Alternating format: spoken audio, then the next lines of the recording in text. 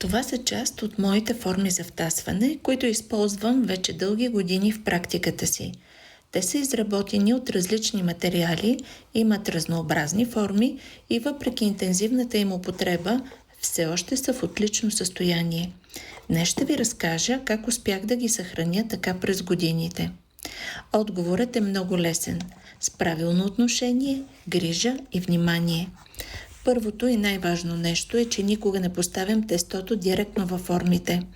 Винаги използвам специално подготвена за целта кърпа, върху която полагам оформеното тесто за втасване. Веднага след като го извадя, почиствам старателно кърпата с мека четка, а след това и самите формички. Грижливо почиствам и малките пространства между ратановите пръчки, където най-често се задържа брашно.